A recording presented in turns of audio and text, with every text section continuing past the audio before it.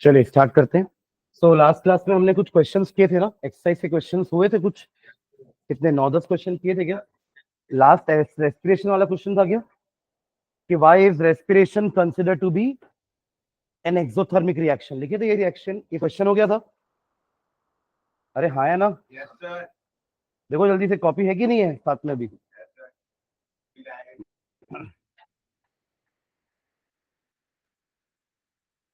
10th question था ना last, why is respiration considered an exothermic reaction. तो हमने देखा था कि रेस्पिरेशन रिएक्शन में एनर्जी रिलीज हो रही है। रिएक्शन क्या था? C6H12O6 plus O2। ये रिएक्शन हो कहाँ रहा था?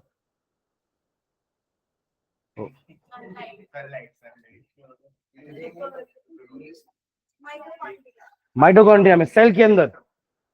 रेस्पिरेशन बोल रहा हूँ, फोटोसिंथेसिस बोल रहे हो। C6H12O6 plus O2 gives you CO2 plus H2O plus energy. Since energy is released, it is known as exothermic reaction. Balance किया था ना इसको। चलिए आगे बढ़ते हैं, नेक्स्ट क्वेश्चन नंबर 11। पढ़िए क्वेश्चन नंबर 11। जिनको बोला था क्वेश्चन नंबर 5, 6, 7 सॉल्व करना, तेजस्वी किए हो? कोई डाउट? क्यों नहीं किए हो?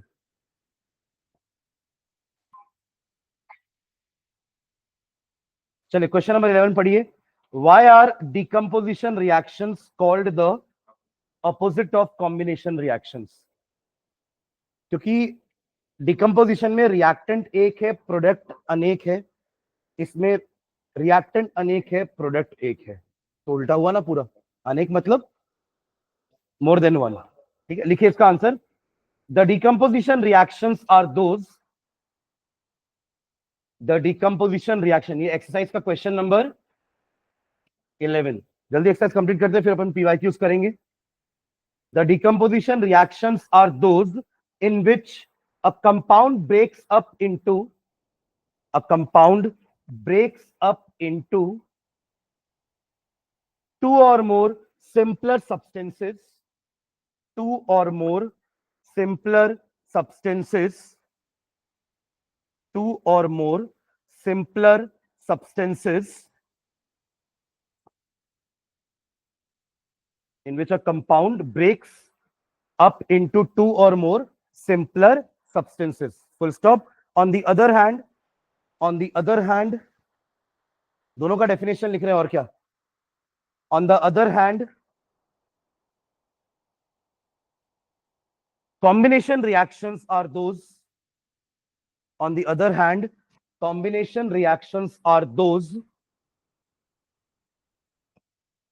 on the other hand, combination reactions are those in which two or more substances, in which two or more substances combine to form single substance, in which two or more substances combine to form single substance, combine to form single substance. Full stop. Thus the decomposition reactions are, thus the decomposition reactions are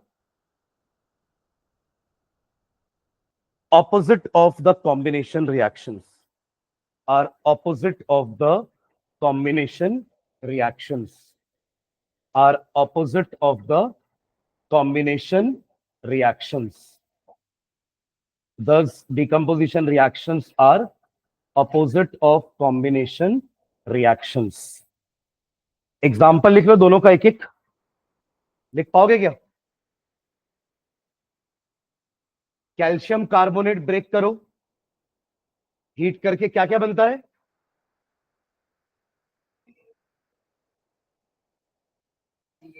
CaO plus CO2।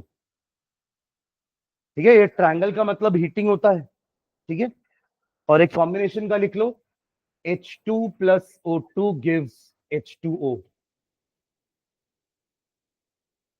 तो यहां पे reactant एक, product अनेक, product अनेक, sorry reactant अनेक, product एक, तो उल्टा हो रहा है। ठीक है, चलिए नेक्स्ट क्वेश्चन पढ़िए. Write one equation for each for decomposition reactions where energy is supplied in the form of heat, light और electricity. तीनों का एग्जांपल किया हमने. हीट का तो देखो यही है ना. लाइट वाला क्या किए थे, वो सिल्वर क्लोराइड और सिल्वर ब्रोमाइड ये थे ना, जो ब्लैक एंड व्हाइट फोटोग्राफी में काम आ रहा था, याद है? लिखा भी था हमने वन कि it is used in black and white photography. क्या था? AgCl सनलाइट के प्रेजेंस में Ag और Cl2 में ब्रेक हो जाता है. इन द सेम वे AgBr भी सेम होता है. सनलाइट के प्रेजेंस में Ag एंड Br2 में ब्रेक हो जाएगा. दोनों में से कोई एक लिख लेंगे लाइट के लिए. और इलेक्ट्रिसिटी वाला लिख लो वाटर का ही, 2H2O electricity 2H2 plus O2. तो ये हो गया हीट. इन दोनों में से कोई एक लिख लेंगे लाइट के लिए और ये हो जाएगा आपका इलेक्ट्रिसिटी का. ठीक है.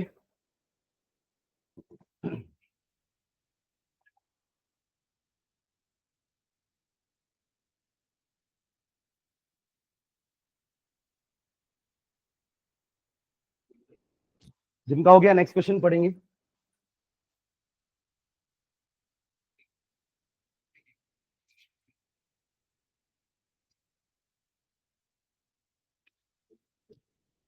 What is the difference between displacement and double displacement reaction? Again दोनों का डेफिनेशन लिख देंगे. जैसे भी अपन ने कॉम्बिनेशन और डिकम्पोजिशन को अपोजिट प्रूफ किया, वैसे आप दोनों का डेफिनेशन लिख देंगे, दोनों का डिफरेंस हो जाएगा, है ना.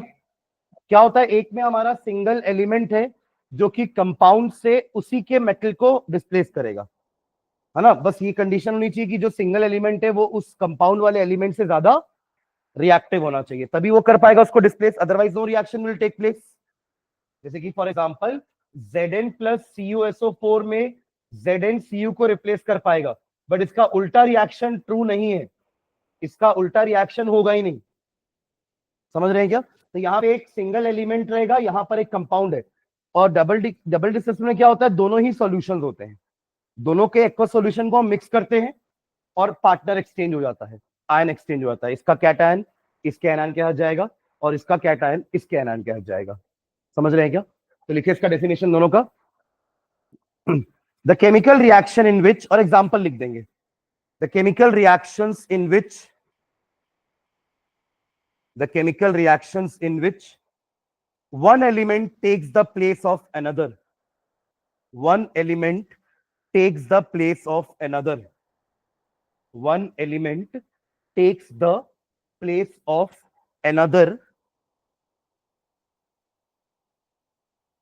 takes the place of another, the chemical reaction in which one element takes the place of another element is called displacement, is called displacement,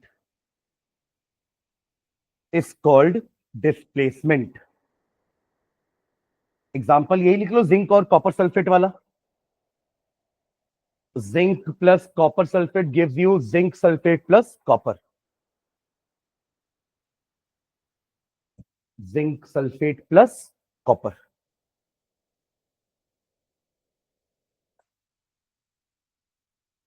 ZnSO4 लिखा है ना.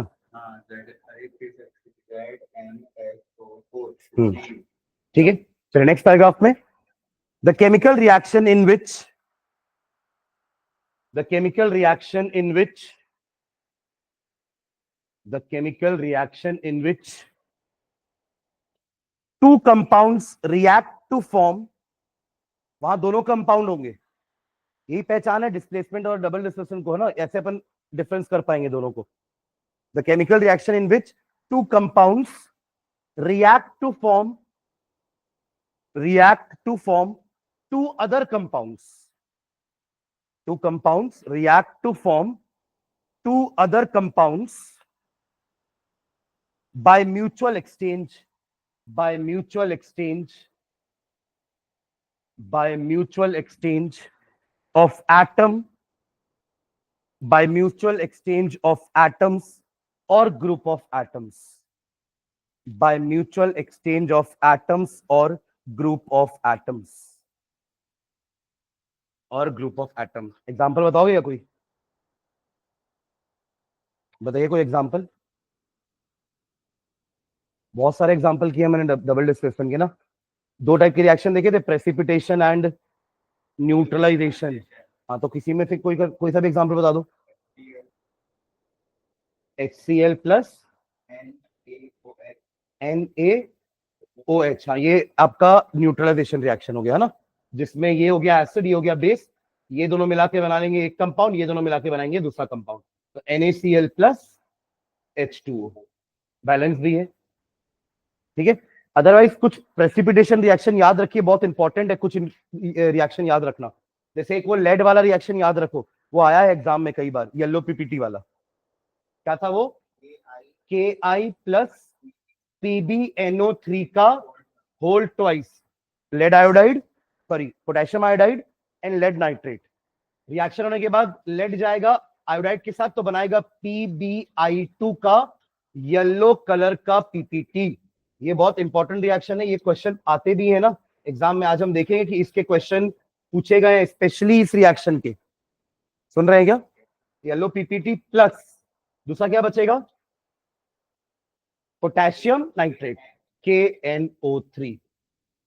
ठीक है, लिख लीजिए दोनों रिएक्शन। अगला क्वेश्चन अच्छा है, देखते हैं कोई समझ पाता क्या क्वेश्चन क्या बोल रहा है। पढ़िए नेक्स्ट क्वेश्चन, क्वेश्चन नंबर 14।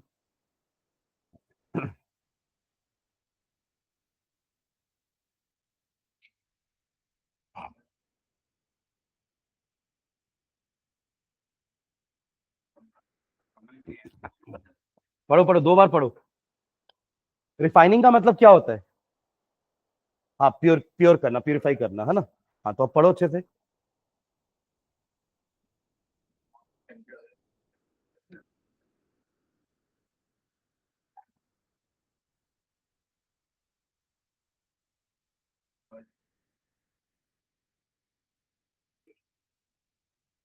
आया क्या समझ में क्वेश्चन? क्या लिखा है? In the refining of silver, silver nitrate से सिल्वर निकालना है बाहर, AgNO3 से Ag को बाहर निकालना है। तो कोई ऐसा मेटल लेंगे ना साथ में जो उससे ज्यादा रिएक्टिव होगा, जैसे कि कॉपर। आप रिएक्टिविटी से आपको याद है, कॉपर ऊपर था, उसके नीचे आपका मर्क्यूरी, फिर सिल्वर, गोल्ड, प्लैटिनम, यानी कि सिल्वर नीचे है। तो AgNO3 में से अगर आपको Ag को बाहर निकालना है तो कॉपर यूज कर सकते हैं ना, उसको डिस्प्लेस कर देगा। क्या बन जाएगा? कॉपर नाइट्रेट CuNO3 का whole twice plus Ag। Ag अलग हो गया, बैलेंसिंग करना तो यहाँ पे 2 और यहाँ पे 2 हो जाएगा। आया समझ में क्वेश्चन? अब फिर से पढ़ो एक बार क्वेश्चन को। क्या लिखा है? In the refining of silver, the recovery of, recovery मतलब सिल्वर को निकालना, रिकवर करना। द रिकवरी ऑफ सिल्वर किससे? सिल्वर नाइट्रेट से। देखो हमारे अर्थ क्रस्ट में लगभग सभी मेटल कंबाइंड फॉर्म में होते हैं। आपको बोलो, आप बोलोगे सर मुझे आयरन चाहिए, तो आपको आयरन प्योर फॉर्म में नहीं मिलेगा। अर्थ क्रस्ट में आयरन मिलेगा आयरन ऑक्साइड के फॉर्म में, Fe2O3 या Fe3O4, इस फॉर्म में मिलेगा आपको, या FeO। तीनों टाइप का हो सकता है, मतलब FeO के फॉर्म में भी आपको आयरन मिल सकता है नेचर में, या Fe2O3 के फॉर्म में मिल सकता है, और अगर दोनों कंबाइन हो जाएंगे तो क्या बनेगा? Fe3O4। इससे हमें आयरन की रिकवरी करना पड़ेगा, यानी कि आयरन को एक्सट्रैक्ट करना पड़ेगा, निकालना पड़ेगा। तो उसके लिए कुछ टेक्निक यूज करते हैं। तो यहां भी वही चीज है, सिल्वर किस फॉर्म में आपके पास? Silver nitrate. तो you want to recover silver from it, तो ये तो हम डिस्प्लेसमेंट नहीं करते हैं ना, कि उसके कंपाउंड से उसी को बाहर निकालना। बट हमको उसके लिए क्या लेना पड़ेगा? कोई ऐसा एलिमेंट जो इससे ज्यादा रिएक्टिव हो। तो क्या ले रहे हैं क्वेश्चन में? कॉपर। वो भी दे दिया आपको, बस रिएक्शन लिखना है उसका। आपको समझना है कि ये रिकवरी का मतलब ये है कि सिल्वर को सिल्वर नाइट्रेट से हटाना है। तो वो कौन करता है? डिस्प्लेसमेंट रिएक्शन करता है। और साथ में किसको लेना है? कॉपर को। तो कॉपर मोर रिएक्टिव देन Ag, सीरीज याद है आपको? कॉपर ऊपर रहता है, सिल्वर नीचे रहता है, तो copper can easily replace silver from it solution. तो इस तरीके से आपको बाहर क्या मिल गया? हो गया ना रिकवरी, सिल्वर का रिकवरी हो गया हमारा। ठीक है, लिख लो रिएक्शन। बस इतना ही आंसर है इसका, सिर्फ रिएक्शन लिखने बोला था आपको, दैट्स इट।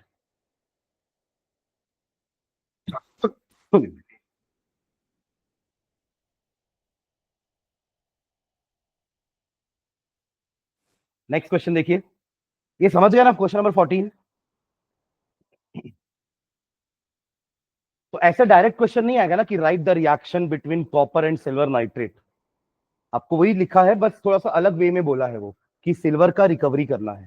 ठीक है, चलिए, what do you mean by precipitation reaction? ये क्या था? ऐसे रिएक्शन जिसमें एक प्रेसिपिटेट का फॉर्मेशन होता है, उसको हम कहेंगे प्रेसिपिटेशन रिएक्शन। जैसे न्यूट्रलाइजेशन किसको बोलोगे? Reaction in which acid neutralizes the base या base neutralizes the acid to form salt and water, वो कहलाता है neutralization reaction. In the same way precipitation किसको बोलेंगे? जिसमें प्रेसिपिटेट का फॉर्मेशन हो रहा है, मतलब दो सॉल्यूशन को डालने के बाद जो डबल डिस्प्लेसमेंट रिएक्शन हो रहा है, उससे एक कंपाउंड का सॉलिड फॉर्म बन रहा है, दूसरा डिसॉल्व हो जा रहा है। जिसका सॉलिड फॉर्म बन रहा है वो नीचे आके सेटल हो रहा है। अब वो अलग अलग कलर के प्रेसिपिटेट हो सकते हैं, जैसे कि अपन ने येलो पीपीटी लिखा।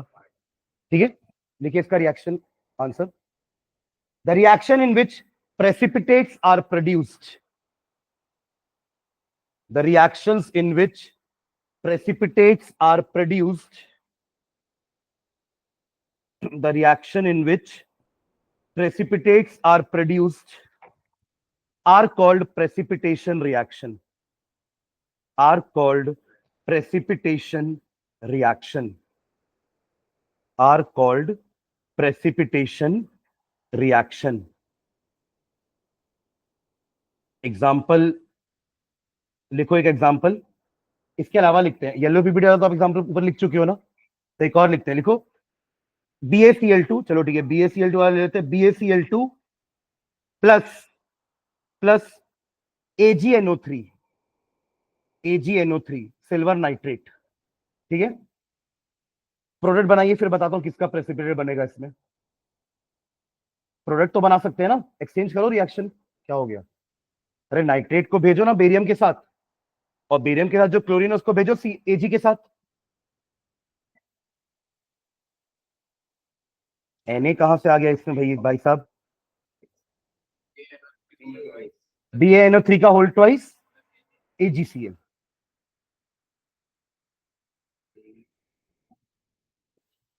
BaNO3 का होल ट्वाइस एंड AgCl बन गया। तो AgCl के ब्रैकेट में ऐसा डाउनवर्ड एरो लगा के नीचे लिख देना व्हाइट पीपीटी, व्हाइट पीपीटी। ये वही AgCl है जिसको अपन सनलाइट में रखेंगे तो क्या हो जाता?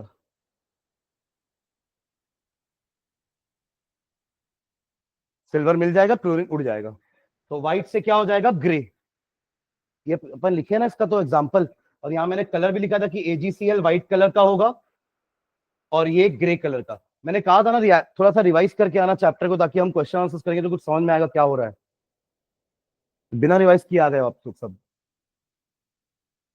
चलो नेक्स्ट देखो, explain the following terms of gain और loss of oxygen with 2 example each. Oxygen के टर्म्स में आपको ऑक्सीडेशन और रिडक्शन को डिफाइन करना है, और दोनों के दो दो एग्जांपल देने, तो अपन ने पूरे लिखे हैं। हाइड्रोजन के भी रेस्पेक्ट में 2 एग्जांपल लिखे दोनों में, और ऑक्सीजन के रेस्पेक्ट में भी 2 एग्जांपल लिखे हैं, और इलेक्ट्रॉन के रेस्पेक्ट में भी 2 एग्जांपल लिखे। अपन 6 एग्जांपल लिख रहे थे, याद है? ऑक्सीडेशन को डिफाइन किए 6 एग्जांपल, रिडक्शन को डिफाइन किए 6 एग्जांपल। हो जाएगा, इसको छोड़ दूं क्या? हाँ, चलिए आगे देखो, next question number 17। A shiny brown colored element X on heating in air becomes black in color. Name the element X and the black colored compound formed. देखो ब्राउन कलर का आपका एलिमेंट वो होता है कॉपर, तांबा बोलते हैं ना जिसको अपन, है ना? तो लिखो इसका answer, the element X is copper, the element X is copper, the element X is copper, और हीटिंग इन एयर करोगे तो क्या बनेगा? कॉपर ऑक्साइड बनेगा। जैसे मैग्नीशियम को हीटिंग इन एयर किए थे तो MgO बना था, कैल्शियम को हीटिंग इन एयर करोगे तो कैल्शियम ऑक्साइड बनेगा। वैसे कॉपर को हीट करोगे एयर में तो कॉपर ऑक्साइड बनेगा। तो जो ब्लैक कलर का जो सब्सटेंस बन रहा है वो क्या है? Copper oxide. लिखेंगे द ब्लैक कलर्ड, वो लिखेंगे the element x is copper, black colored coating is of copper oxide. Black colored coating is of copper oxide, CuO. Black colored coating is of copper oxide, CuO. ठीक है, CuO कैसे बना formula? Cu का 2 positive and O का 2 negative, cancel होकर के क्या बचा? CuO. ठीक है, चलिए next.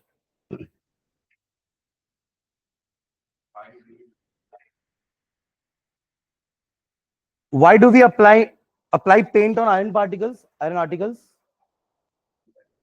To prevent them from rusting. लिख लो, बस इतना ही आंसर है. To prevent या to protect iron articles from corrosion या rusting. To prevent या to protect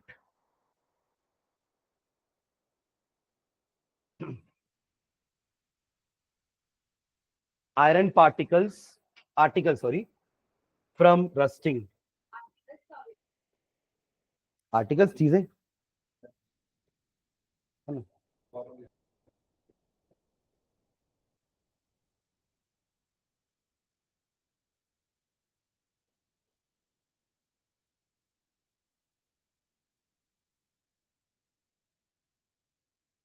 चलिए लास्ट क्वेश्चन पढ़िए.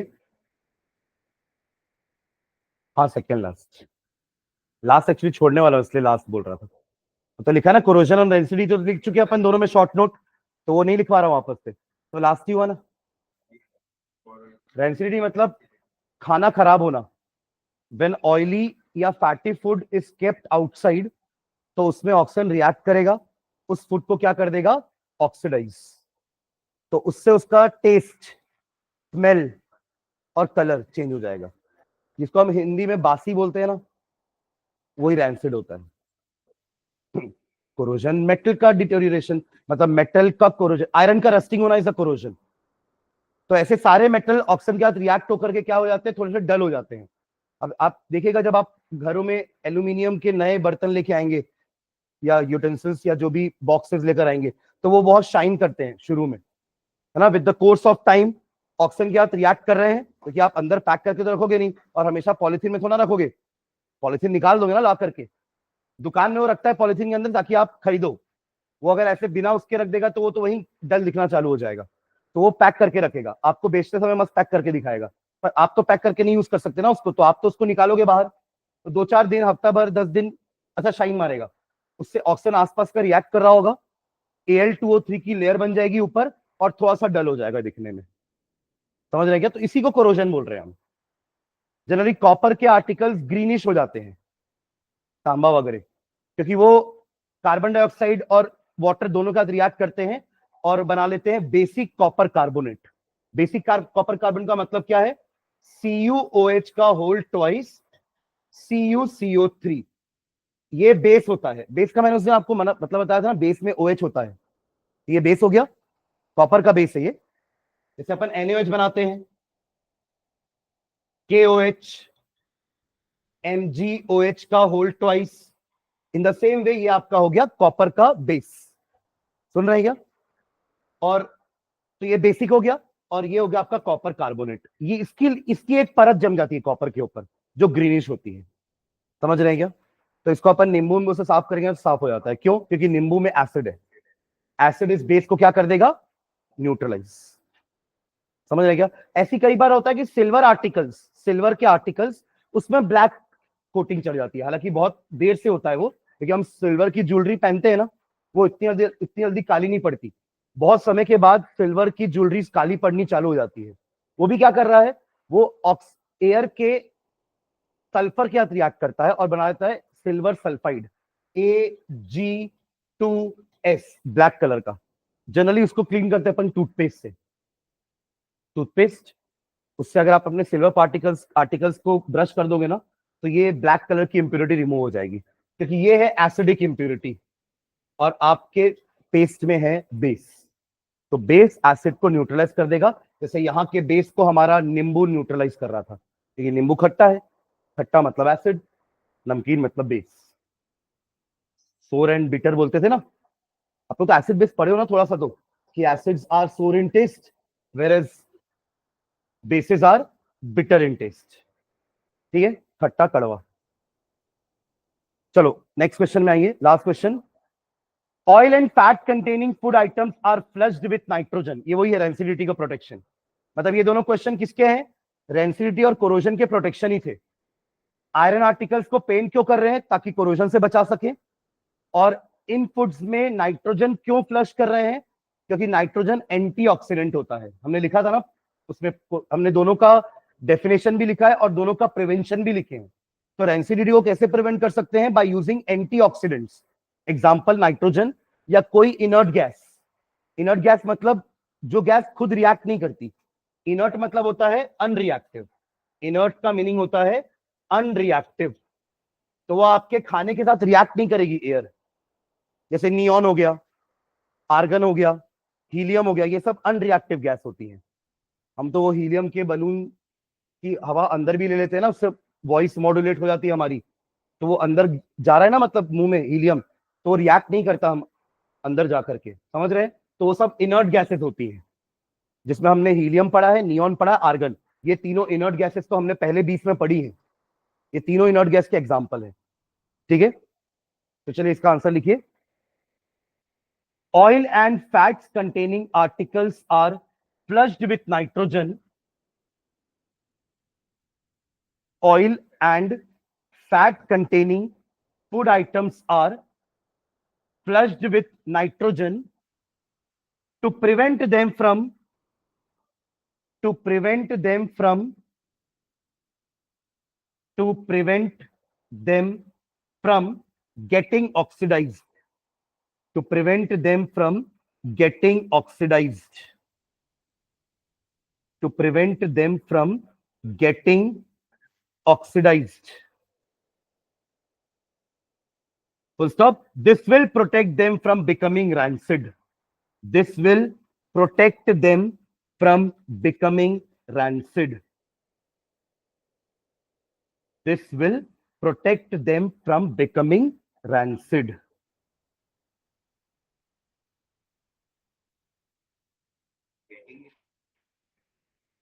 Getting rancid. RANCID. ठीक है, चलिए नेक्स्ट हैंड डाल दो, PYQs।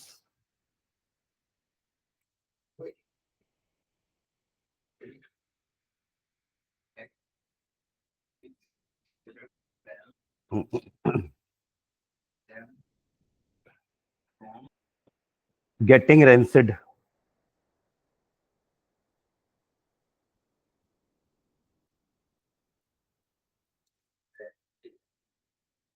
चलिए अगला क्वेश्चन पढ़िए।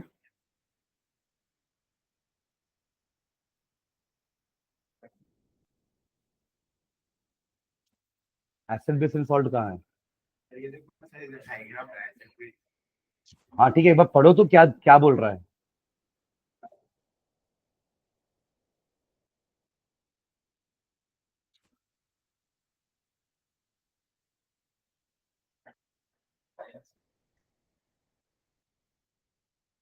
एक एक्सपेरिमेंटल सेटअप है जिसमें अपन ने नीचे क्या लिया है, हाइड्रोक्लोरिक एसिड है, और उसमें क्या डाल रहे हैं, सोडियम कार्बोनेट। तो in the experimental setup given below, आपके घर से फोन आ रहा है श्रेया, इधर तो।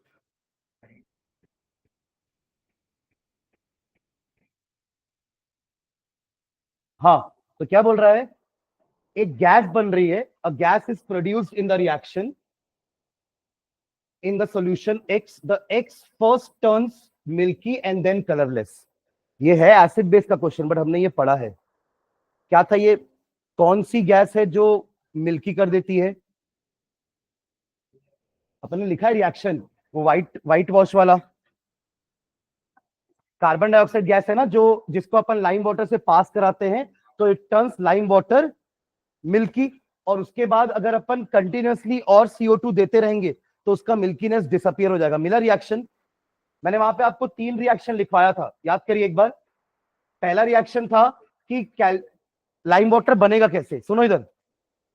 लाइम को पानी में मिला दोगे तो बन जाएगा लाइम वाटर। एक हो गया रिएक्शन ये, जो कि एक्सोथर्मिक रिएक्शन था, याद आ रहा है। अब इसी लाइम वाटर से अगर आपने CO2 को पास करवा दिया, देखो ये ले लिया lime water, CO2 is passed through lime water. It turns lime water milky because of the production of calcium carbonate plus CO2. Sorry, H2O. यही तो तीन इंपॉर्टेंट कंपाउंड थे कैल्शियम के, याद करिए ना भाई। एक ये कंपाउंड था, ये दूसरा कंपाउंड था, और ये तीसरा कंपाउंड हमने लिखा था नोट करके, some important compounds of calcium. तो ये तीनों आगे दो रिएक्शन में। तो मिल्कीनेस किसके कारण है? Because of calcium carbonate. Now if you continue to add, अगर आप और ज्यादा CO2 ऐड करते जाओगे इसी में, देखो मैंने दोनों को उठा के यहां रखा और CO2 डाल दिया, तो वो मिल्कीनेस डिसअपियर हो जाती है because of the formation of calcium bicarbonate, CaHCO3 का होल ट्वाइस। बाइकार्बोनेट क्या होता है? HCO3 का 1 नेगेटिव, और कैल्शियम होता है Ca2 पॉजिटिव। 2 इधर जाएगा, 1 इधर जाएगा, क्या बनेगा फॉर्मूला? कैल्शियम बाई कार्बोनेट या कैल्शियम हाइड्रोजन कार्बोनेट, दोनों इसके नाम है। सुन रहे हैं क्या? कैल्शियम बाइकार्बोनेट या कैल्शियम हाइड्रोजन कार्बोनेट, दोनों बोल सकते हैं। समझ में आ गया? तो अब आपसे पूछ क्या रहा है, देखो, the option that justifies the above stated observation is that X is aqueous calcium hydroxide and it turns, मतलब बता दिया कि X क्या है? Lime water. अब आपको चारों में से एक ऑप्शन बताना कि कौन सा करेक्ट है। It turns milky due to carbon dioxide gas liberated in the reaction and after some time it becomes colorless due to formation of calcium carbonate। नहीं, कैल्शियम कार्बोनेट के कारण तो वो मिल्की हो रहा था, कलरलेस उसके कारण थोड़ी ना हो रहा है। इनफैक्ट मिल्की हो रहा है कैल्शियम कार्बोनेट के कारण, not because of carbon dioxide gas. तो फर्स्ट ऑप्शन तो गलत है ना। सेकंड पढ़िए, it turns milky due to formation of calcium carbonate, ये सही लिखा है। And on passing excess of carbon dioxide, it becomes colorless due to the formation of calcium hydrogen carbonate, which is sorry, ये correct है। ठीक है, बाकी दोनों भी पढ़ के देख लो, दोनों में गलत क्या लिखा हुआ है। It turns milky due to the passing of CO2 through it.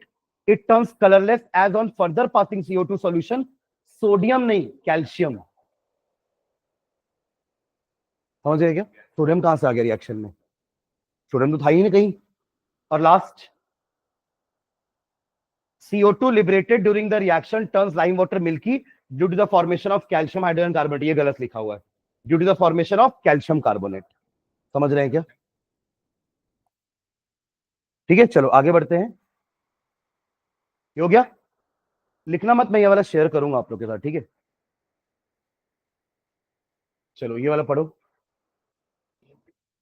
The emission of brown fumes in the given experimental setup is due to, ये भी हमने रिएक्शन लिखा है, अगर कोई कॉपी में निकाल के दिखा देगा तो मजा आ जाएगा। कौन सा रिएक्शन है ये? क्या कर रहे हैं आप? देखो, इतना बड़ा हुआ नहीं है जो इतना टेंशन में देख रहे हो कि क्या है ये। एक टेस्ट ट्यूब है, चिमटा से पकड़ा है वरना जल जाएगा हाथ। नीचे एक बर्नर है, गर्म कर रहे हैं। क्या कर रहे हैं? उसको हीट कर रहे हैं, यानी कि क्या कर रहे हैं? डिकम्पोजिशन कर रहे हैं। किसका डिकम्पोजिशन हो रहा है? लेड नाइट्रेट का।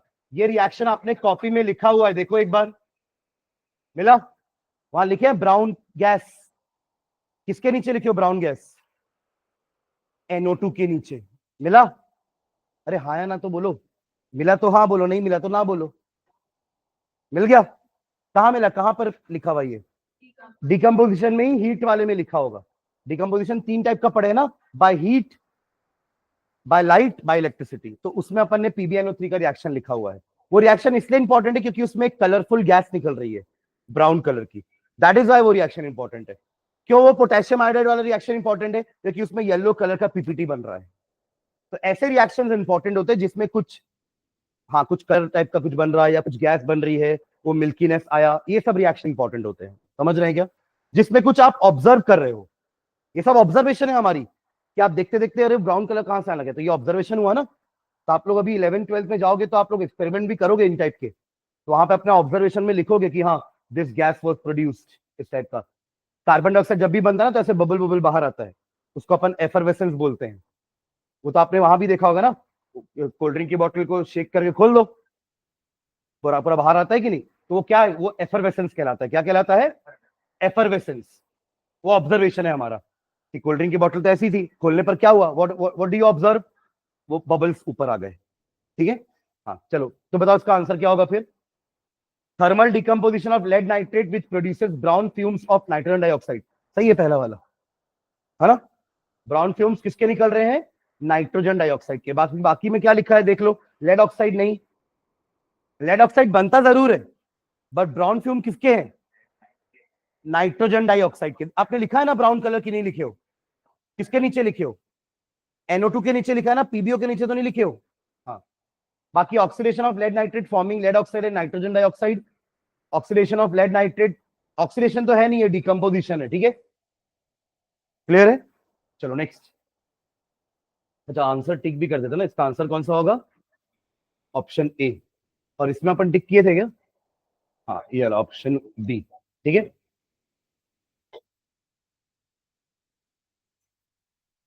चलो इसको बैलेंस करके दिखाओ। तो ऐसे क्वेश्चन आते हैं बैलेंसिंग के, है ना? क्या क्या लिखा है देखो, एक्स लिख दिया है, वाई लिख दिया है, जेड लिख दिया है, आपको एक्स वाई जेड बताना है क्या होगा वैल्यू।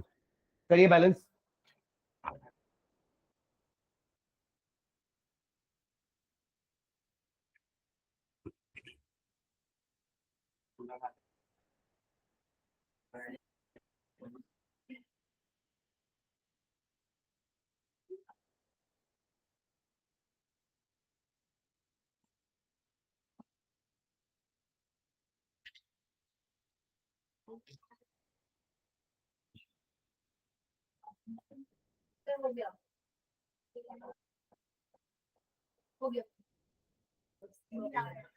सी आ रहा है सबका, सी।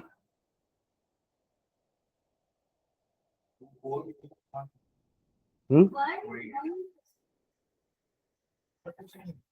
मतलब कुछ नहीं है, कुछ नहीं है तो वन है ना। देखिए इधर मैंगनीज आपका लेफ्ट साइड में एक है, राइट साइड में भी एक है। ऑक्सीजन यहां पर दो है और यहां पर एक है। हाइड्रोजन एक है, हाइड्रोजन यहां पर दो है, और क्लोरीन यहां पर एक है, और यहां पे क्लोरीन चार है। दो इधर है, दो इधर है। ठीक है, तो पहले चालू करते हैं मैंगनीज से। तो मैंगनीज तो बैलेंस है, कोई दिक्कत नहीं है। फिर आते हैं क्लोरीन पर। हाइड्रोजन ऑक्सीजन लास्ट में करने बोला था मैंने, है ना? तो क्लोरीन यहाँ पे चार है, यहाँ पे एक ही, तो चार करने के लिए क्या करोगे? यहाँ तो फोर लगाना ही पड़ेगा, तभी तो होगा। और यहाँ फोर लगाते ही हाइड्रोजन भी फोर हो गया, इसलिए मैंने बोला हाइड्रोजन अपन बाद में करेंगे, क्योंकि हाइड्रोजन चेंज होता रहता है बार बार, ऑक्सीजन भी बार बार चेंज होता रहता है, राइट? तो हाइड्रोजन हो गया फोर, यहाँ पे हाइड्रोजन दो ही है, क्लोरीन तो हो गया ना चार। अब यहाँ पे चार करने के लिए आप यहाँ क्या करोगे? टू। इससे हो गया ऑक्सीजन हाइड्रोजन चार, टू इंटू टू फोर हो गया ना। और ऑक्सीजन भी बढ़ा है, कितना हो गया ऑक्सीजन? टू। देखो ऑक्सीजन ऑटोमेटिकली बैलेंस हो गया। तो फोर टू, यहाँ कुछ नहीं लगाए तो वन है, तो answer will be C, 4 to 1। तो बैलेंसिंग से क्वेश्चन ऐसे आता है, समझ रहे हैं क्या? चलो नेक्स्ट देखो, ये assertion reason. Assertion reason question कैसे आते हैं? आपको दो स्टेटमेंट दिया रहेगा, जैसे आप लोग क्लास 9 से भी शायद असर्शन रीजन करते होगे। तो दो स्टेटमेंट दिया रहेगा, एक आपका असर्शन है, यानी कि वो स्टेटमेंट कोई फैक्ट हो सकता है, वो करेक्ट है कि नहीं वो आपको रीड करके पता चलेगा, और उसका रीजन ये हो सकता है या नहीं हो सकता ये आपसे पूछता है। तो आपके पास चार ऑप्शन होते हैं। पहला ऑप्शन होता है कि दोनों करेक्ट है, असर्शन का स्टेटमेंट भी करेक्ट है, रीजन का स्टेटमेंट भी करेक्ट है, और ये रीजन उस असर्शन को ठीक से समझा भी पा रहा है, मतलब उसका करेक्ट रीजन भी है। तो अपन ए रखते हैं कि both are correct and the reason is the correct explanation of the assertion. B option क्या होता है? बी ऑप्शन इज दोनों करेक्ट है, बट रीजन उस असर्शन को समझा नहीं पा रहा है, रीजन का उस असर्शन से कोई कनेक्शन नहीं है, तो आप ऑप्शन बी रखते हो। ठीक है, इन दोनों में थोड़ा कंफ्यूजन होता है। वो कंफ्यूजन इसलिए होता है कि अगर हमारा कंसेप्ट क्लियर नहीं है तो हम ये नहीं बता पाएंगे कि रीजन वाला स्टेटमेंट सही रीजन है कि नहीं असर्शन का। हम भले हो सकता है कि दोनों फैक्ट को सही समझ लें कि हाँ ये दोनों स्टेटमेंट करेक्ट लिखे हैं, पर अगर आपका कंसेप्ट पूरी तरीके से क्लियर नहीं है तो आप कंफ्यूज रहोगे कि ये रीजन ऊपर वाले असर्शन का करेक्ट एक्सप्लेनेशन है या नहीं, तो वही प्रॉब्लम होती है। ए और बी में से चूज करने में। सी और डी में चूज करना आसान इसलिए होता है क्योंकि दोनों में से कोई एक फॉल्स है। इसमें असर्शन ट्रू, रीजन फॉल्स, और इसमें असर्शन फॉल्स, रीजन ट्रू। तो अगर आप दोनों में से पहचान ले कि कोई एक फॉल्स है तो चीजें आसान हो जाती है। पर अगर दोनों ट्रू है तो थोड़ा सा दिमाग लगाना पड़ता है कि उसका करेक्ट रीजन क्या है। तो उसका सबसे बेस्ट तरीका यही होता है कि आप पहले असर्शन पढ़ो, रीजन मत पढ़ो। उस असर्शन को दिमाग में सोच करके ना उसका रीजन याद करने की कोशिश करें, क्योंकि आप पढ़े हो पूरा चैप्टर, आपने ऐसा कोई भी टॉपिक नहीं है उस चैप्टर का जो नहीं पढ़ा है। आपको पता है सारी चीजें, सारे रिएक्शन का नाम, उनका डेफिनेशन, है ना। तो आप पहले सिर्फ असर्शन पढ़ के उसका रीजन सोचो और फिर रीजन पढ़ो। अगर आपने जो सोचा था रीजन और जो आपने पढ़ा वो मैच करता है, इसका मतलब ऑप्शन ए। पर अगर आप पहले रीजन पढ़ लिया ना तो फिर कंफ्यूजन आ जाएगा दिमाग में। ठीक है, चलो पहले असर्शन पढ़ते हैं। The colour of aqueous solution of copper sulphate turns colourless when a piece of lead is added to it. Copper sulphate में तो अपन ने जिंक भी डाला था तो भी कलरलेस हो गया था ना वो, क्योंकि कॉपर को जिंक क्या करता था, धीरे धीरे डिस्प्लेस कर रहा था, क्योंकि जिंक कॉपर से ज्यादा रिएक्टिव था। लेड भी तो जिंक के मतलब कॉपर के ऊपर ही है, लेड भी तो ऊपर ही है ना भाई, अरे हाँ है ना। तो लेड अगर ऊपर है तो वो भी कॉपर को रिप्लेस करेगा, तो डेफिनेटली क्या बनेगा, PbSO4 प्लस Cu। धीरे धीरे उसका जो कलर है वो कलरलेस होने लगेगा।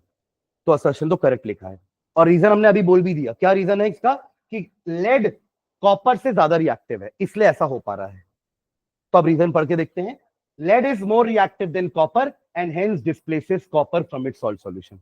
सही, अपन यही सोचे थे और यही है। तो इसका आंसर क्या हो जाएगा, ए, यानी कि बोथ आर ट्रू एंड क्या, reason is the R is the correct explanation of a assertion. तो ऑप्शन हो जाएगा ए। क्लियर है ये। चलिए नेक्स्ट, ये 3 मार्क्स का क्वेश्चन है। इसके पहले ये जो तीनों थे वो 2 मल्टीपल चॉइस क्वेश्चन के थे और एक असर्शन रीजन था, 1 1 मार्क के थे। और ये 3 नंबर का, मतलब इस चैप्टर का वेटेज कितना है, 6 मार्क्स। फिर अगला पेपर चालू हो जाएगा। ये अगले पेपर का एमसीक्यू है, सुन रहे हैं क्या। तो ऐसे 5 पेपर के एमसीक्यूज और जो भी क्वेश्चन पेपर में उस चैप्टर से है ना वो इस पे कंपाइल्ड करके रखे हैं, समझ रहे हैं क्या। यानी कि 6 मार्क्स का वेटेज है इस चैप्टर का आउट ऑफ 80। ठीक है, चलो पढ़ो उसको। Identify the reducing agent in the following reaction. Reducing agent, इतना श्योर है कि आंसर आपका रिएक्टेंट साइड से ही रहेगा, इनमें से कुछ आंसर नहीं हो सकता, ये मैंने आपको पहले ही बताया है। ठीक है, हाँ चलिए पहले बताइए फर्स्ट क्या हो रहा है। रिड्यूसिंग एजेंट मतलब ऐसा जो उसको रिड्यूस करने में हेल्प कर रहा है।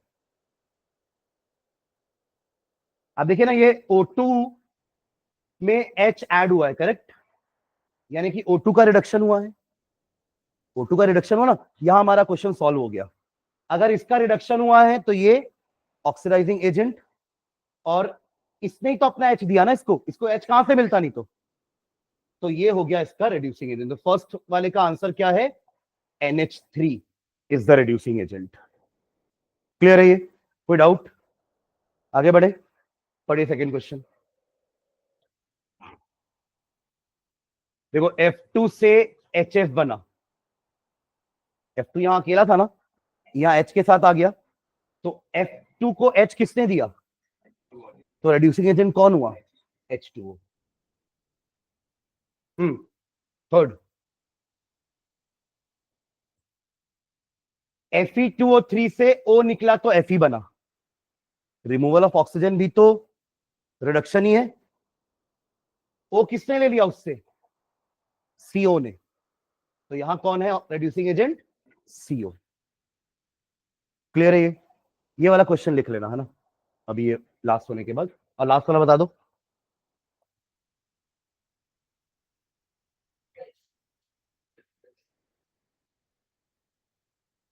H2 से H2 में ऑक्सीजन ऐड हुआ ना, तो उसका ऑक्सीडेशन हुआ है, तो ऑक्सीडेशन जिसका होता है वही तो रिड्यूसिंग एजेंट होते हैं, तो H2।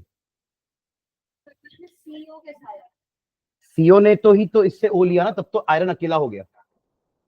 Removal of oxygen is reduction, यहां पे भी ऑक्सीजन मतलब H2 क्या हुआ है, ऑक्सीडाइज हुआ है। तो जो ऑक्सीडाइज होता है वो रेड्यूसिंग एजेंट, ठीक है। या यूं समझ लो कि O में H ऐड हुआ है, तो O का रिडक्शन हुआ है, तो H कहां से मिला उसको, H2 से, तो H2 is a reducing agent, ठीक है। कोई डाउट हो तो अभी पूछिए। डेफिनेशन याद होनी चाहिए, रिडक्शन की 2 डेफिनेशन पढ़ी है हमने, पढ़े तो 3 है, बट यहाँ इलेक्ट्रॉन वाले का काम नहीं आ रहा ज्यादा। तो क्या 2 डेफिनेशन पढ़ी है हमने, रिमूवल ऑफ ऑक्सीजन या एडिशन ऑफ हाइड्रोजन, ठीक है।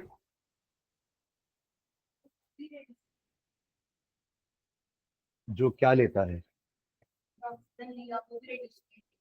नहीं जो ऑक्सीजन लिया है वो तो ऑक्सीडाइज हुआ है, हाँ वही रेड्यूसिंग एजेंट, ठीक है। आप ऐसे समझो ना कि ऑक्सीजन यहां अकेला था, यहां ऑक्सीजन में हाइड्रोजन ऐड हो गया, यानी कि ऑक्सीजन का रिडक्शन हुआ है, पर उसको H मिला कहां से, देने वाला ही तो रेड्यूसिंग एजेंट होगा ना, जो हाइड्रोजन की सप्लाई कर दे या जो ऑक्सीजन रिमूव करवा दे। थर्ड रिएक्शन में CO ने ऑक्सीजन का रिमूवल करवाया है और फोर्थ रिएक्शन में H2 ने हाइड्रोजन दिया है, तो दोनों डेफिनेशन हो रही है देखो। तो ऐसा सब्सटेंस आपको ढूंढना है अपने रिएक्शन में जो इन दोनों में से कोई एक काम करवा रहा होगा, यानी कि उससे ऑक्सीजन हटवा रहा होगा उससे ताकि वो रिड्यूस हो जाए, या उसको हाइड्रोजन दे रहा होगा ताकि वो ऑक्सीडाइज हो जाए। समझ में आया क्या, लिख लो। और उसके बाद वाला तो हो जाएगा ना, देखो जल्दी पढ़ो। Define a redox reaction in terms of gain and loss of oxygen, हो जाएगा। रिडॉक्स का मतलब क्या हो जाएगा, reaction in which both take place simultaneously, यानी एक ही रिएक्शन में ऑक्सीजन का एडिशन भी हो रहा है, उसी रिएक्शन में ऑक्सीजन का रिमूवल भी हो रहा होगा। तो इन टर्म्स ऑफ ऑक्सीजन समझा देंगे अपन, ठीक है, कि लॉस ऑफ ऑक्सीजन को क्या बोलेंगे, रिडक्शन, और गेन ऑफ ऑक्सीजन को ऑक्सीडेशन, ठीक है। सेकेंड वाले में भी देखो F अकेला था, यहां पे HF हो गया, तो H का एडिशन हुआ है, किसने हेल्प किया, H2O ही तो देगा H, और किसी के पास है ही नहीं H, तो H2O ही दे रहा है इसको H, तो F2 is getting reduced, H2O is reducing agent. देखो अब जो रिड्यूस हो गया वो तो रिड्यूसिंग एजेंट नहीं हो सकता ना, जो बचा है वही होगा। तो F2 रिड्यूस हो गया, जो बचा है उसने हेल्प किया होगा उसको रिड्यूस होने में, तो H2O इज रिड्यूसिंग एजेंट, ठीक है। चलिए ये वाला क्वेश्चन बस नोट कर लो, बाकी मत करिए। नोट डाउन दिस क्वेश्चन, सिर्फ ऊपर वाला ना, नीचे वाला भी नहीं, सिर्फ ऊपर वाला। हाँ ये चारों पार्ट, क्वेश्चन नंबर मत लिखना, आप लोग लिख लो, ऐसे हेडिंग डाल लो आप लोग भी, प्रीवियस ईयर क्वेश्चंस।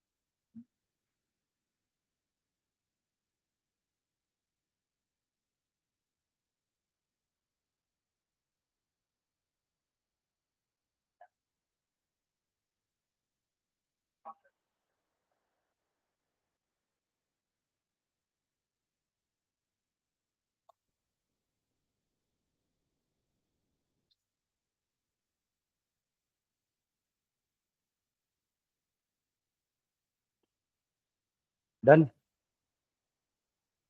जल्दी करो, आंसर भी लिख लेना ना भाई चारों का।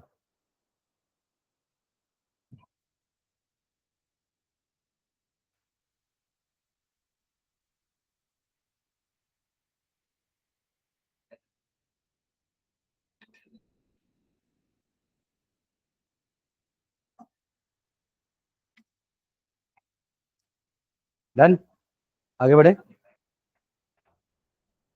चलिए देखो इसको, which of the following is an example of endothermic process. First तो एक्सोथर्मिक है,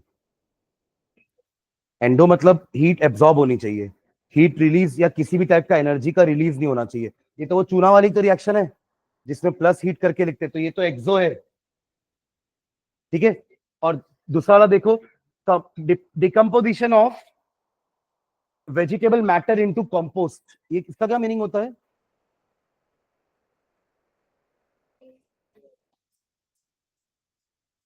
हम्म, हाँ, जो हमारे वेजिटेबल के जो, हाँ, पील्स वगैरह होते हैं, उसको अपन गाड़ देते हैं तो उससे कंपोस्ट बन जाता है, यानी कि मैन्योर जैसा कुछ, तो उससे भी एनर्जी रिलीज होती है। तो ये भी काइंड ऑफ एक्सोथर्मिक रिएक्शन ही है।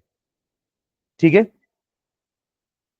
थर्ड अभी अपन को पता नहीं है ना, तो फोर्थ पढ़ो, digestion of food in our body. हाँ, ये भी एक्सोथर्मिक है। तो यही बचा है dissolution of ammonium chloride in water. देखो वाटर में क्या होता है ना, अगर आप वाटर में अमोनियम क्लोराइड ऐड कर दोगे ना, तो ये वाटर या फिर बीकर से हीट एब्जॉर्ब करेगा, मेकिंग योर बीकर कूलर, वो बीकर ठंडा हो जाएगा। तो एंडो में यही होगा, एक्सो में बीकर गर्म हो जाते हैं, एंडो में हीट एब्जॉर्ब कर रहा है, वो आजू बाजू से निकाल रहा है हीट, तो आजू बाजू से अगर हीट निकल गई तो वो कूलर हो जाएंगे ना कंपैरेटिवली। ठीक है, तो इसका ऑप्शन हो जाएगा C, dissolution of ammonium chloride in water. ठीक है, यानी कि अमोनियम क्लोराइड को पानी में घोलना इज अ एंडोथर्मिक प्रोसेस। ठीक है, चलिए नेक्स्ट, फिर ये आ गया वो एक्स वाई वाला क्वेश्चन, बनाइए। बैलेंसिंग है, देखो दोनों पेपर में आया है क्वेश्चन।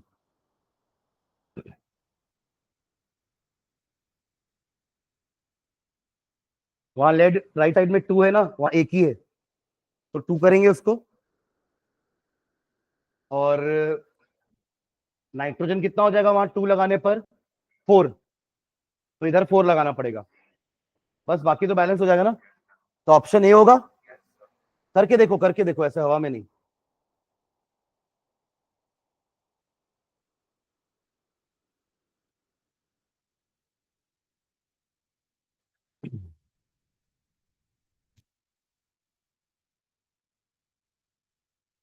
नहीं आ रहा है क्या? हो गया, आ रहा है ऑप्शन ए।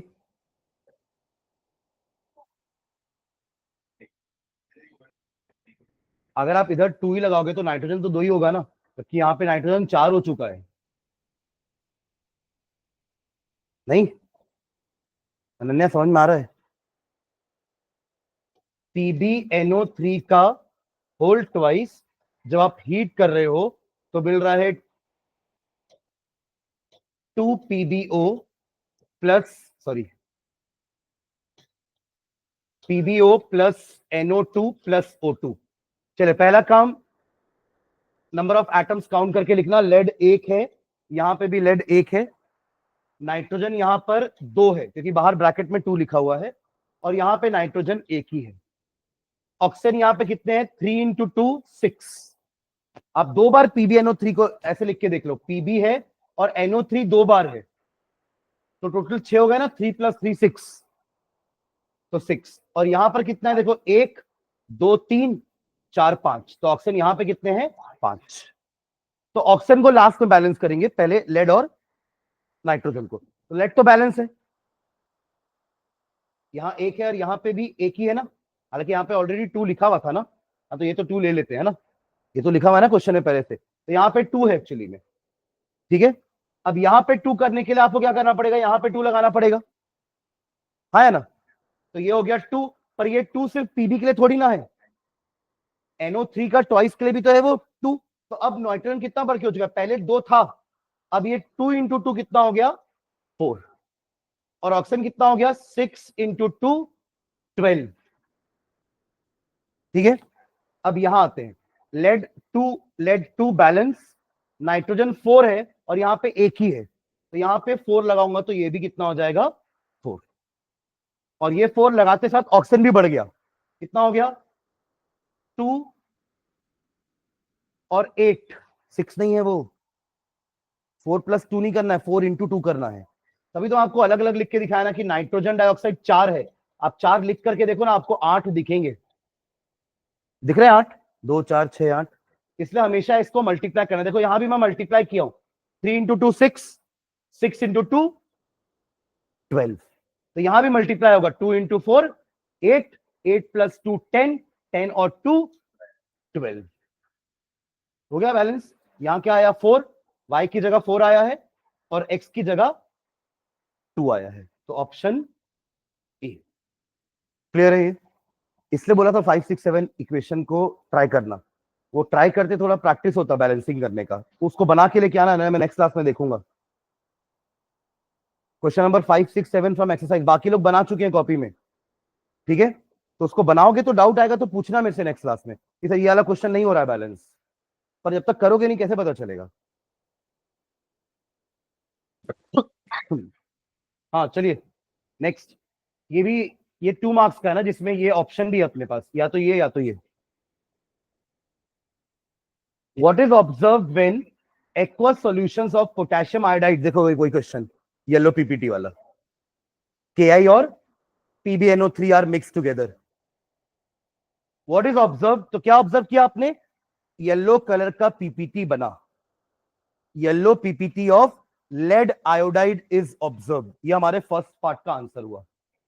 देखो ये जो 2 नंबर होते हैं ना, कि जब चेक करने वाला जब आपको नंबर अलॉट करता है तो वो पार्ट वाइज करता है, मतलब आप सोचिए कि इतने पार्ट का मार्क 1 है और बचे हुए पार्ट के लिए आपको 1 नंबर मिलेगा, तो आपको दोनों को प्रॉपरली दिखाते हुए लिखना है आंसर, कि पहले आप लिख दोगे yellow PPT of lead iodide is produced, ये आपका ऑब्जर्वेशन है।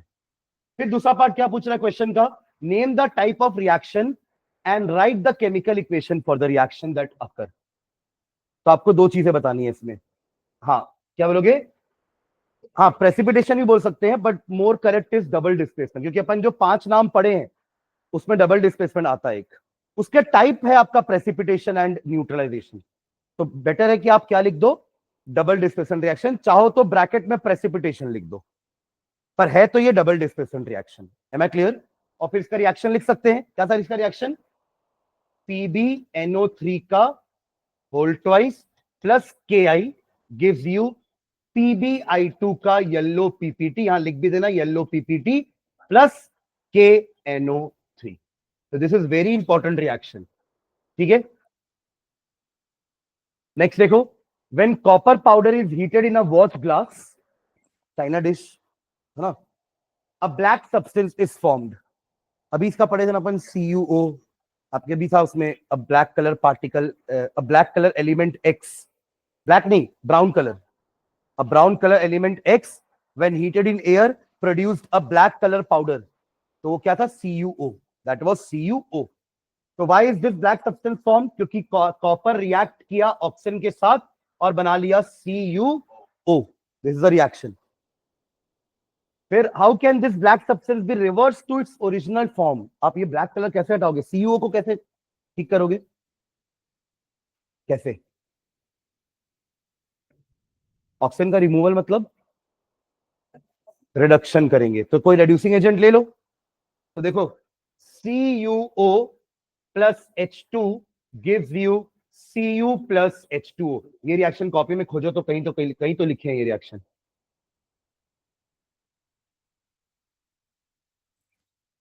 रेडॉक्स में मिलेगा और कहां मिलेगा, मिला है reaction. This is how you have,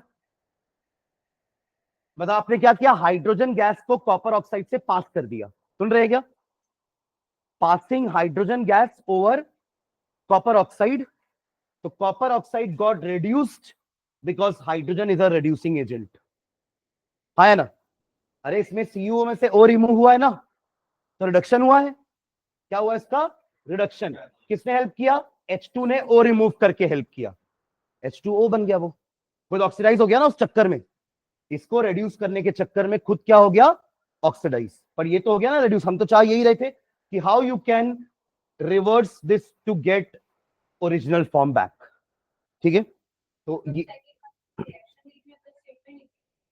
हाँ स्टेटमेंट लिख के रिएक्शन लिख दो, वही जो मैं अभी मैंने जो स्टेटमेंट बोला ना, by passing hydrogen gas over copper oxide,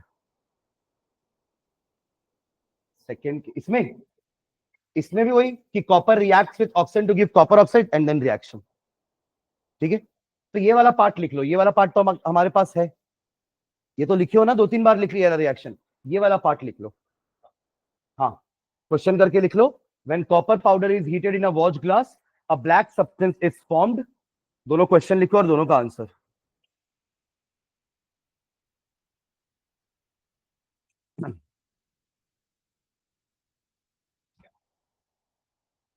यहां एक्चुअली कॉपर ऑक्सीडाइज हो गया है ना, कॉपर ऑक्सीडाइज हुआ है ना, और यहाँ पे उस कॉपर ऑक्साइड को हमने रिड्यूस कर दिया है। ऊपर कॉपर ऑक्सीडाइज हुआ है, ऑक्सीडाइज होके बन गया कॉपर ऑक्साइड, और नीचे उसी कॉपर ऑक्साइड को हमने रिड्यूस कर दिया तो वो बन गया वापस से कॉपर। क्वेश्चन लिख लोगे तो बताना, मैं आंसर लिखवा दूंगा।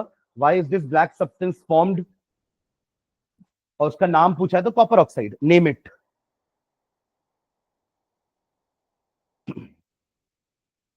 ऊपर वाला तो नहीं लिख रहे हो ना, और के ऊपर वाला वो आपको आता है, ठीक है। उस रिएक्शन की अच्छे से प्रैक्टिस करेंगे, सुन रहे हैं क्या, TbNO3 वाले की। लिखिए क्वेश्चन, पहले पहले क्वेश्चन का answer. Why is this black substance form, तो लिखेंगे copper, copper is oxidized to copper oxide. Copper is oxidized, Cu. Copper is oxidized to copper oxide.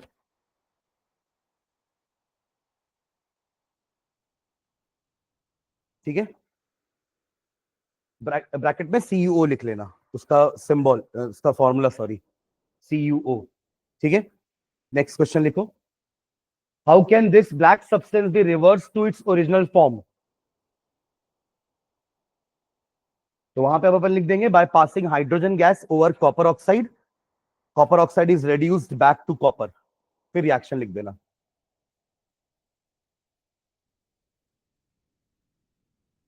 समझ में आ रहा है क्या, तो मतलब देखो हमने ये रिएक्शन पढ़ा है, बट उसको कहां अप्लाई करना है हमको नहीं समझ में आएगा तुरंत उस समय, तो ऐसे इनडायरेक्ट क्वेश्चन पूछता है।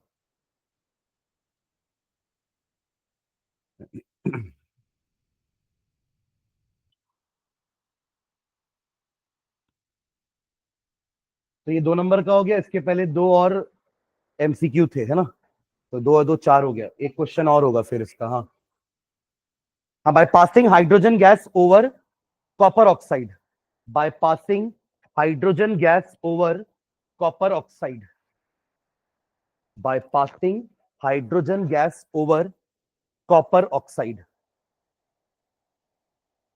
comma, copper oxide can be reduced back to copper, copper oxide can be reduced back to copper। ऊपर वाले में ये रिएक्शन नहीं लिखोगे तो भी चलेगा, रिएक्शन लिखने नहीं बोला आपको, है ना, बट यहां पर रिएक्शन लिखोगे तो अच्छा लगेगा कि दिख भी रहा है कॉपर आता हुआ वापस।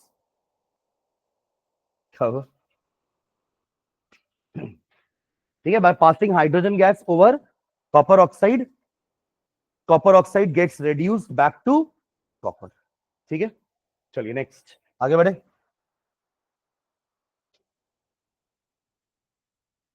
Silver chloride kept in a china dish turns grey in sunlight, कब होता था ये, कौन सा रिएक्शन है। हाँ, एजी, एजी और Cl2 बनता है ना, कौन सा रिएक्शन का नाम बताओ ना।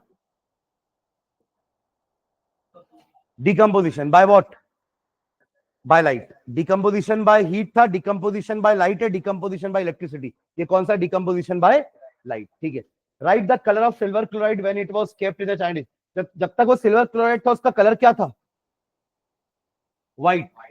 व्हाइट से तो ग्रे होता है ना, अरे व्हाइट सिल्वर क्लोराइड था, क्लोरीन उड़ गया, बचा सिल्वर, सिल्वर ग्रे होता है।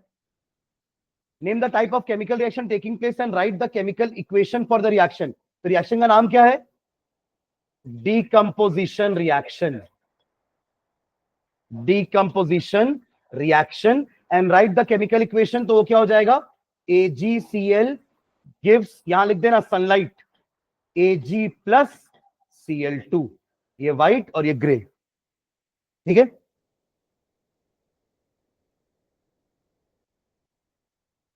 ठीक है, state 1 use of the reaction.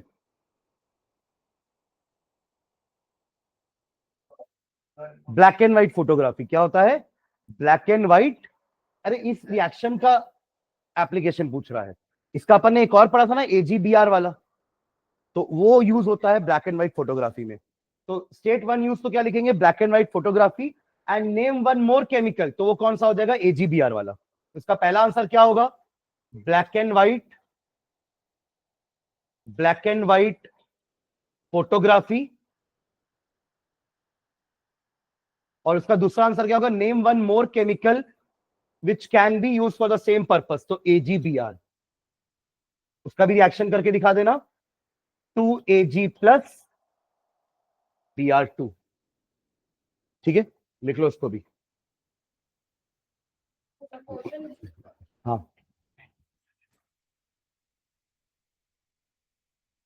सिर्फ आंसर लिखोगे तो कैसे पता चलेगा किसका आंसर है?